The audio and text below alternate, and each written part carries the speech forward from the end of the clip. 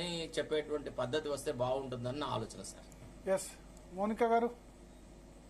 ఇది ఎట్లుందంటే ఇప్పుడు మనల్ని ఎవరన్నా ఏమన్నా అంటే మనల్ని అనకుండా పోయి పక్కింటి వాళ్ళని అంటే ఏమంటారండి దాన్ని, అట్లుంది. ఇది ఎట్లా దీన్ని ఎగ్జాజరేట్ చేయాలి అంటే, chief justice of India cockroach అని యూత్ అంటే చీఫ్ జస్టిస్ ఆఫ్ ఇండియా ముందు ఆ కోర్టు ముందో లేకపోతే ఆయన ఇంటి ముందో పోయి ధర్నా చేయాలని మేము సేమ్ సిమిలర్ గా భారతీయ జనతా పార్టీ లాగా ఉండే కాక్రోచ్ జనతా పార్టీ అని అనడం ఎందుకు, బీజేపీని అన్ఫాలో అవ్వండి అని డిబేట్స్ లలో చెప్పడం ఎందుకు, కాక్రోచ్ జనతా పార్టీ వస్తే బీజేపీ అప్సెట్ అవుతుంది, భారతీయ జనతా పార్టీ అప్సెట్ అవుతుంది. సో ఇది క్లియర్ గా రిజీమ్ ని డిగ్రేడ్ చేసే ఒక ఎజెండా, ఒక ప్లాన్. సో దీనిలో ముఖ్యంగా తప్పు చీఫ్ జస్టిస్ ఆఫ్ ఇండియాది.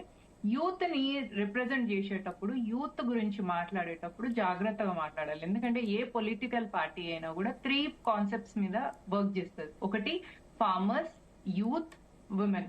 కాబట్టి ఈ స్టేట్మెంట్స్ తోనే ప్రతి పొలిటికల్ పార్టీ మేనిఫెస్టో ఉంటది. మన దేశం ఇప్పుడు ప్రపంచంలో అన్ని దేశాలలో కేయాస్ ఉన్నది. ఎక్కడ కూడా ఏ మాత్రం కూడా పీస్ లేదు, లా అండ్ ఆర్డర్ లేదు. మొత్తం గ్యాస్ ప్రాబ్లం అవుతుంది, పెట్రోల్ ప్రాబ్లం అవుతుంది, డీజిల్ ప్రాబ్లం అవుతుంది.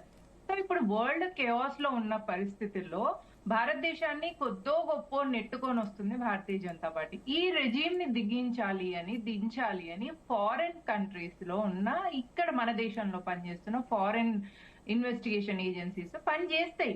వీటిని ఫాల్ట్ లైన్స్ అంటారు. ప్రతి కంట్రీకి ఒక ఫాల్ట్ లైన్ ఉంటుంది. మనం ఏం చేస్తున్నామంటే ఉన్న ఫాల్ట్ లైన్ కాకుండా ఇట్లా మంచి ఉత్తమమైన పదవిలో ఉన్న వాళ్ళు నోరు జారడం వల్ల, ఒక ఫాల్ట్ లైన్ క్రియేట్ చేయడం వల్ల ఏమైతుందంటే, ఇట్లాంటి డిస్టర్బెన్సెస్ అయినప్పుడు యూత్ ని ఈజీగా రెచ్చగొట్టడానికి విదేశీ శక్తులు ఇప్పుడు ఇక్కడ యాక్టివేట్ అవుతాయి. వాళ్ళ టూల్ కిట్ ఇక్కడ యాక్టివేట్ అవుతుంది. కాబట్టి నేను ఖచ్చితంగా సిజేఐ మాట్లాడిన ఈ మాటను వ్యతిరేకిస్తున్నా. రెండో విషయం, ఈ సోకాల్డ్ కాక్రోచ్ జనతా పార్టీ బీజేపీకి మీమ్గా, బీజేపీని సర్కాస్టికల్ గా చేయడానికి ఈ సర్కాజం తోని వచ్చినదే. ఎందుకంటే క్లియర్ గా ఇక్కడ మనము ఈ జెన్జీ తోని ఒక డిబేట్ లా ఏమంటున్నాడో ఈ అభిజిత్ దీప్కే వినండి. చెప్పండి సార్. భరత్ గారు please. If you're saying that जो आता है उसको आप बिलीव नहीं करते, actually में the whole thing is that कि Gen Z क्वेश्चन करना स्टार्ट करे, यही है ना? तो how like then आप मेरे से एक्सपेक्ट भी कर रहे हो कि मैं आपको ट्रस्ट करूं? आप तो मेरे से एक्सपेक्ट करना चाहिए मैं आपसे क्वेश्चन करूं. यहाँ पर तुम्हारी कंट्री का 17 साल का स्टूडेंट कमिट कर रहा है due to the failure of the system. I mean it's not तुम्हारी, it's like हमारी कंट्री. ఎగ్జాక్ట్లీ. సో ఇక్కడ పాయింట్ ఏంటంటే, ఆయన నోట్ నుంచి ఏమని వస్తుందంటే, మీ దేశము 70 ఏళ్ల నుంచి వెళ్ళి ఏం చేసింది. అభిజిత్ దీప్కేకి ఆయన మనసులో మీ దేశం అనే మాట ఎందుకు వచ్చింది, మన దేశం అని ఎందుకు రాలేదు? ఎందుకంటే ఒక అమ్ముడు పోయిన వ్యక్తి, పైసలకు విదేశీ శక్తుల చేతిలో అమ్ముడు పోయిన వ్యక్తి ఒక ఫాల్ట్ లైన్ దొరికిన వెంటనే దాన్ని అందుకొని, దాన్ని ఎత్తుకొని ఎగ్జిస్టింగ్ రిజీమ్ ని డిఫేమ్ చేయడం కోసం, ఎగ్జిస్టింగ్ గవర్నమెంట్ ని బద్నాం చేయడం కోసం పనిచేస్తున్నదే ఈ కాక్రోచ్ జనతా పార్టీ. ఇది ముఖ్య ఎజెండా. భారతీయ జనతా పార్టీని అన్ఫాలో అయిపోవాలట ఇన్స్టాగ్రామ్ లో, ట్విట్టర్ లో యూత్. ఇప్పుడు సిజేఐ అంటే భారతీయ జనతా పార్టీని ఎందుకు అన్ఫాలో అవ్వాలి? సరే మీకు ఈ సిస్టమ్ నచ్చలేదు, పొలిటికల్ పార్టీస్ నచ్చలేదు, ఏ పొలిటికల్ పార్టీ సరిగ్గా లేదు అన్నప్పుడు టీఎంసీని మించిన కరప్ట్ పార్టీ లేదే. మరి అట్లాంటప్పుడు ఆమ్ ఆద్మీని మించిన కరప్ట్ పార్టీ లేదే, ఆమ్ ఆద్మీని మించిన కరప్ట్ పార్టీ లేదే, ఎందుకు దాన్ని అన్ఫాలో అవ్వట్లేదు? ఎందుకంటే ఈ అభిజిత్ దీప్కే కేంద్రంలో అధికారంలో ఉంది భారతీయ జనతా పార్టీ కదా, కేంద్రంలో భారతీయ జనతా పార్టీ అధికారంలో ఉంది కదా. మీకు పొలిటికల్ పార్టీస్ ఏవి నచ్చట్లేదు కదా. సో మీకు అగేన్స్ట్ గా ఒక పార్టీ అగేన్స్ట్ ఉంటే మిగతా పార్టీలన్నీ కలిసి ఆ పార్టీకి అగేన్స్ట్, అంటే మీకు పొలిటికల్ మీ ఎజెండా ఏంది? మీ agenda against the Bharatiya Janata పార్టీయా, లేకపోతే against the political narratives of this కంట్రీయా? సో మీరు ఒకవేళ భారతీయ జనతా పార్టీకి వ్యతిరేకంగా అంటే ఒక పొలిటికల్ పార్టీ పెట్టేసి దాన్ని మీరు అన్ని పార్టీస్ కంటే మేము ఎట్లా బెటరు అని ఒక మేనిఫెస్టో ఇవ్వాలి. అంతేగాని ఓన్లీ భారతీయ జనతా పార్టీని టార్గెట్ చేస్తున్నారంటే దీని అర్థం ఏంది? ఇక్కడ ఎగ్జిస్టింగ్ రెజీమ్ ని డిగ్రేడియేట్ చేయాలి, లేదా ఎగ్జిస్టింగ్ ఉన్న గవర్నమెంట్ ని డిఫేమ్ చేయాలా, బద్నాం చేయాలా. దాని నుంచి గవర్నమెంట్ పోతే అప్పుడు అన్ని కలిసి ఊర్లు, దొంగలందరూ కలిసి ఊర్లు వంచుకుంటారు, దేశాన్ని వంచుకుందాము. ఒక్క నిమిషం పాపారావు గారు ఏదో చెప్తా, చెప్పండి. చిన్న ప్రశ్న మేడం ఆపాలని కాదు, చిన్న ప్రశ్న. ఏం లేదు, నేను అతనికి అక్కడ యుఎస్ నుంచి చేస్తున్న అతనికి మేడం చెప్పారు, ఆయన మీ దేశం అన్నారు అనేది. సరే, స్లిప్ ఆఫ్ ది టంగ్ నుంచి దాన్ని ఆమె రెడ్యూస్ చేశారు. సరే, ఓకే. మా ప్రశ్న ఏంటంటే slip of the tongue sir, ఏంటండి స్లిప్ ఆఫ్ ద టంగ్ ఏది? అదే అభిజిత్ దీప్కే మీ దేశం అని అన్నమాట. నేను ఫ్రాయిడియన్ భాషలో చెబుతున్నా, కావాలని. వాహ్ వాహ్ వాహ్ వాహ్. ఆగండి. నేను తొందరపడకండి. నేను అతను సమర్థించిన అతను వ్యతిరేకిస్తున్నా. మీకు తెలియకపోతే కాదు మేడం, మీకు సైకాలజీ సబ్జెక్ట్ తెలియకపోతే నేను దాని గురించి చెప్తున్నా. కావాలంటే అడగండి. ఫ్రాయిడ్ దేని గురించి అన్నాడు? స్లిప్ ఆఫ్ ది టంగ్ అని ఫ్రాయిడ్ దేని గురించి అన్నాడు? మనసులో మాట బయటపడటం గురించి స్లిప్ ఆఫ్ ది టంగ్ అన్నాడు. మీకు తెలియకపోతే వినండి.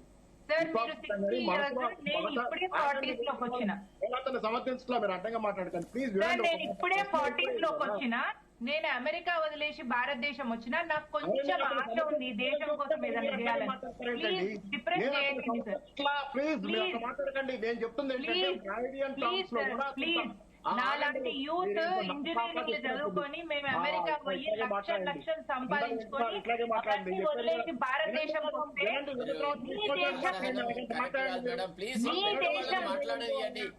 ఏంటి సార్? ఏం మాట్లాడతారు సార్? ఏం మాట్లాడతారు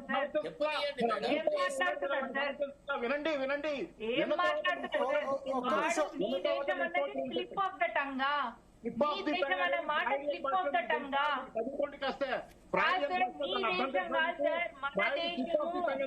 మన దేశం సార్, ఇది మన దేశం sir. Please sir, please slip of the tongue అని స్లిప్ ఆఫ్ ది టంగ్ అని ఫ్రైడ్ మనసులో మాట బయటపడుతున్నాడు.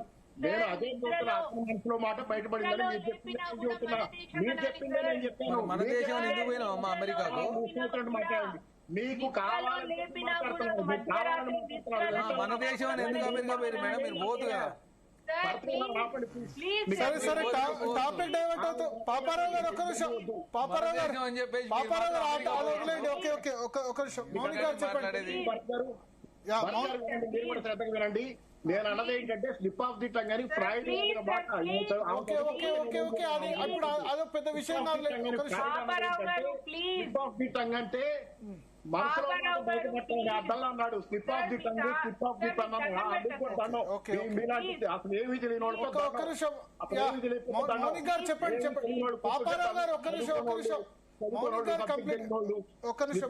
మిమ్మల్ని మీరు చెప్పిందనే సమర్థిస్తున్నా. మీరు చెప్పిందే చెబుతున్నా నేను. అరే మీరు చెప్పిందే చెబుతున్నానండి నేను. మౌనిక్ గారు మీరు చెప్పిందే చెప్తున్నా అంటారు కదా. ఓకే మౌనిక్ గారు చెప్పండి. సరే మీరు చెప్పిందే చెప్పాను నేను. మిమ్మల్ని సమర్థిస్తానని చెప్పాను నేను. మిమ్మల్ని అరే మీకు అసలు ప్రశ్న అడిగితే భయం అడుగుతుంటే మౌనిక్ గారు okay made your point. Paparao గారు ఓకే. అదే పాయింట్ మీద డ్రాగన్ ఎందుకు? ఒక్క నిమిషం.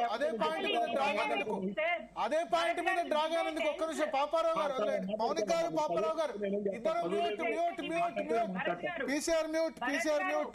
అదే పాయింట్ మీద 10 నిమిషాలే అదే డిస్కషన్ జరుగుతుంది. ఒక్క నిమిషం. నన్ను ఒక్క నిమిషం చెప్పనివ్వండి. ఆ ఇష్టం వచ్చినట్టు మాట్లాడుతున్నాను. చదువు లేకపోతే నేనేం చేస్తాను?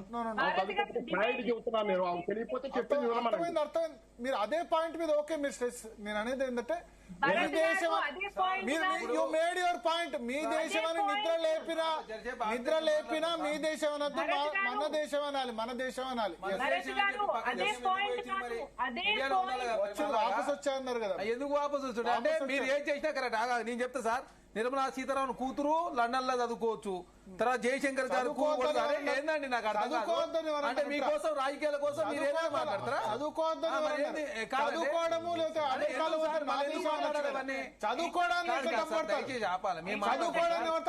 గాంధీ ఎక్కడ చదువుకున్నాడు? అంబేద్కర్ మీరు రాహుల్ గాంధీ ఎక్కడ చదువుకున్నాడు?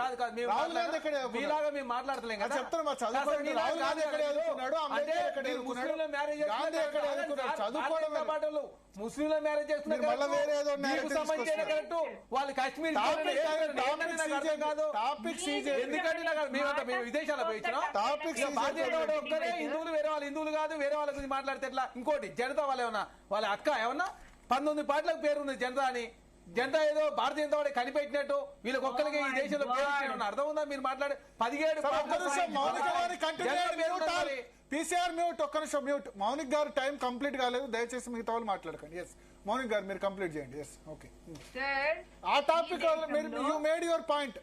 నిద్ర లేపి అడిగినా సరే మన దేశం అనాలి, మీ దేశం అనొద్దు అన్నారు. You made your point. Next చివరి శ్వాస వరకు సార్, చివరి శ్వాస వరకు తన్నిన చంపిన ప్రాణాలు పోయే వరకు కూడా ఇది నా దేశం మన దేశం అనే మాట రావాలి. కానీ నీ నోటి నుంచి నీకు నీ దేశం అనే మాట నీకు ఒకటికి వచ్చిందంటే వాడు అమ్ముడు పోయిండు సార్. వాడిని సపోర్ట్ చేసే వాళ్ళంతా కూడా అమ్ముడు పోయిండ్రు, దేశ ద్రోహులు. That's it. Okay okay okay. Next మీరు అంతేనా మీరు చెప్పాలనుకుంది? ఓకే ఆ టాపిక్ వదిలేండి. ఓకే సిజేపీ టాపిక్ కాదు Bharat garu, that is the topic. You made your point. Understand Bharat garu, నేను Bharat garu I am 40 years old. I am agreeing with you. ఏంటంటే మీ దేశం అన్న మాట రావద్దు. మీ అమెరికాలో వదిలేసి ఈ దేశం కోసం వచ్చిన సార్, ఏదో ఒకటి చేస్తా నా దేశం కోసం అని వచ్చిన సార్. నాకు ఇంకా 20 years కెరియర్ ఉంది అమెరికాలో. నేను వదిలేసి వచ్చింది ఒక వ్యక్తి నీ దేశం అని అంటే ఆ వ్యక్తికి సపోర్ట్ చేసుకుంటే స్లిప్ ఆఫ్ ద టంగ్ అన్న తర్వాత ఏం మాట్లాడతారు సార్? ఏం సపోర్ట్ చేయట్లేదు అంటారు. అసలు డిబేట్ కంటిన్యూ చేయడానికి లేదు. సపోర్ట్ చేయట్లేదు అని స్లిప్ ఆఫ్ ద టంగ్ అని ఎట్లా అంటారు సార్? స్లిప్ ఆఫ్ ద టంగ్ ఎట్లయితుంది? నీకు దేశం పట్ల నీకు పేట్రియాటిజం లేనప్పుడు, నీకు దేశం పట్ల నీకు ధర్మం పట్ల లేనప్పుడు నీకు ఎందుకు? నీకు ఇంకా ఈ డిబేటే వేస్ట్. పాపారావు గారు ఏమంటారంటే ఆ మాటకు స్లిప్ ఆఫ్ ది టంగ్ అనలేదు, వేరే దానికి స్లిప్ ఆఫ్ ది టంగ్ అని చెప్పబోతున్నారు. వేరే మాట. ఒక్క నిమిషం పాపారావు గారిని అన్మ్యూట్ చేయండి. పీసీఆర్ ఒకసారి పీసీఆర్ ఒక్క నిమిషం పీసీఆర్ సార్ అన్మ్యూట్ చేసుకోండి. పాపారావు గారు అన్మ్యూట్ చేసుకోండి. మీరు అన్మ్యూట్ చేసుకోండి. ఒక్క నిమిషం మీరు ఎగ్జాక్ట్ గా మీరు అన్నది ఏందో చెప్పండి. పాపారావు గారు అన్మ్యూట్ చేసుకోండి. టైం అవుతుంది, వేరే టాపిక్ ఉంది. ఇంకా పాపారావు గారు అన్మ్యూట్ చేసుకోండి.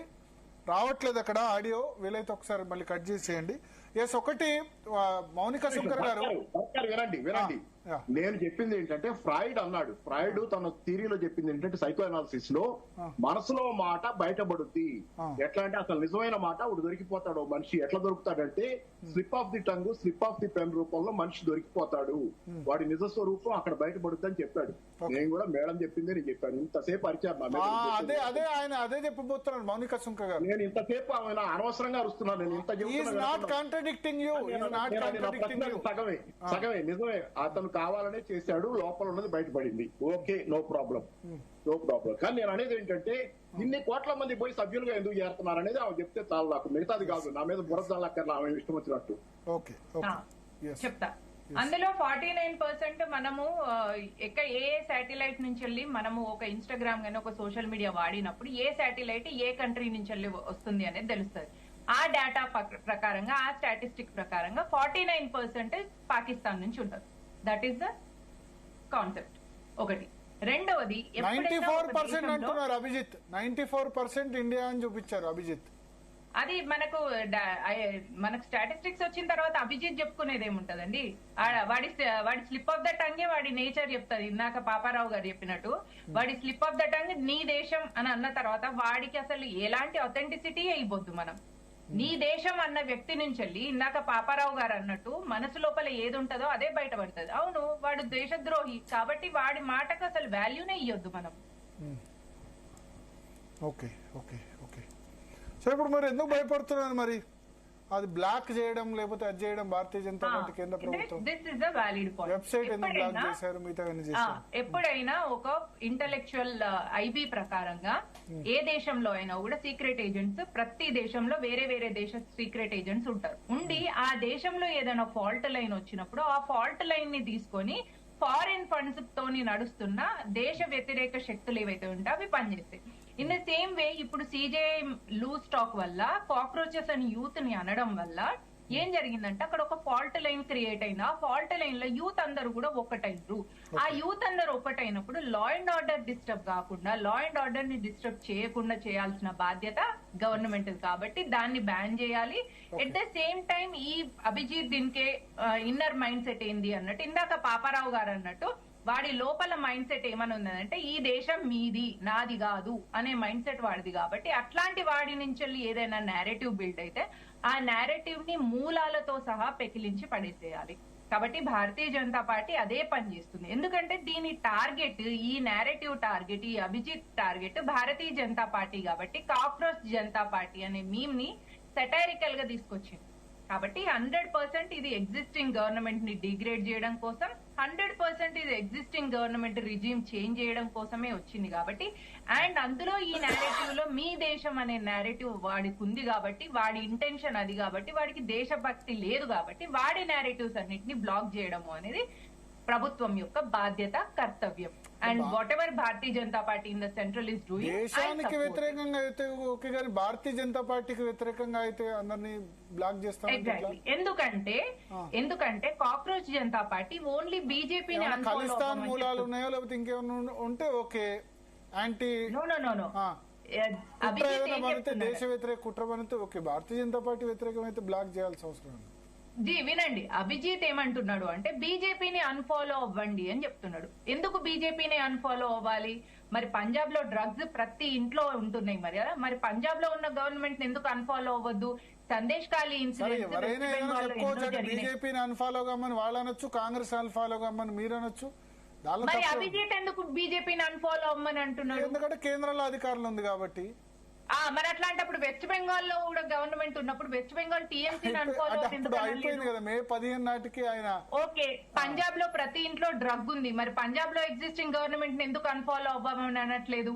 సరే, మరి అఖిలేష్ యాదవ్ వీళ్ళందరూ ఎందుకు సపోర్ట్ చేస్తున్నారు? అఖిలేష్ యాదవ్ దానికి సపోర్ట్ చేస్తున్నారు, మహువా మిత్రా సపోర్ట్ చేస్తున్నారు, శశి థరూర్ సపోర్ట్ చేస్తున్నారు, ధ్రువ్ రాఠీ సపోర్ట్ చేస్తున్నారు. వీళ్ళంతా ఎందుకు ఒక గ్రూప్ గా తయారయ్యారు? ఏ నేరేటివ్ ని బిల్డ్ చేయాలని ట్రై చేస్తున్నారు? ఆ నేరేటివ్ తోని యూత్ ని రెచ్చగొట్టి రెజిమ్ ని డిగ్రేడ్ చేయాలని చూస్తున్నారా?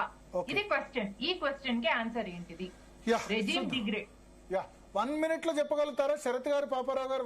సరే 1 minute, ఎందుకంటే నెక్స్ట్